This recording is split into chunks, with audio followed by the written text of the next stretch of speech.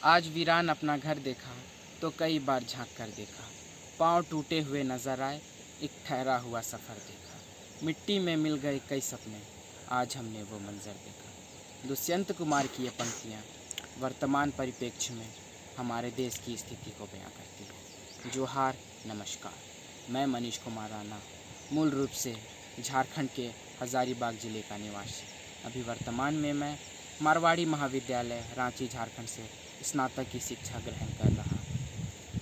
इस वाद विवाद प्रतियोगिता में मुझे अपने वक्तव्य रखने का अवसर प्रदान हुआ है। मैं इसके लिए आयोजनकर्ताओं को तहे दिल से धन्यवाद देता हूँ। इस वाद विवाद प्रतियोगिता का विषय है भारत में निरंतर तालाबंदी ने छात्रों सहित समूची शिक्षा व्यवस्था पर को अपूरणीय क्षति पहुंचाई है। क्योंकि विषय से ही स्पष्ट है कि हम शिक्षा के क्षेत्र में जो असहजता आई है, हम तालाबंदी को दोष दे रहे हैं। मुझे नहीं लगता कि हमें निरंतर तालाबंदी को दोष देना चाहिए, क्योंकि हमें जिस परिप्रेक्ष्य में तालाबंदी को अपनाना पड़ा अपने देश में, क्योंकि जिस बीमारी से हम जूझ रहे थे उसका किसी भी प्रकार का उपचार हमारे पास प्राप्त नहीं था, बल्कि पूरे विश्व में किसी भी प्रकार की इस वायरस की दवा उपलब्ध नहीं थी।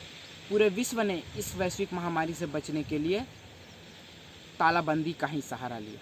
अमेरिका में तो पूरे 1 वर्षों के लिए सारे शिक्षा के क्षेत्र में रोक लगा दी गई, क्योंकि इस वैश्विक महामारी की किसी प्रकार की कोई दवा उपलब्ध नहीं थी और निरंतर तालाबंदी ही इसका अंतिम उपाय था।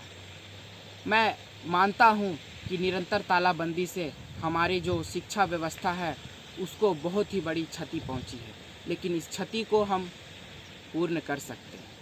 हम निरंतर तालाबंदी को इसे दोषी नहीं मान सकते, क्योंकि जब भारत में निरंतर तालाबंदी हुई 24 मार्च से, तो हमने फिर ऑनलाइन माध्यम से अनेकों जगह अपनी शिक्षा को आगे बढ़ाने का कोशिश किया और काफ़ी हद तक हम इसमें सफल भी हुए।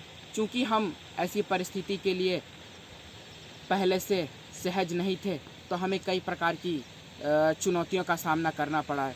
जैसे कि हमारा जो ग्रामीण क्षेत्र है उस क्षेत्र में हम ऑनलाइन शिक्षा को नहीं पहुंचा पाए, लेकिन बहुत हद तक हम कामयाब हुए।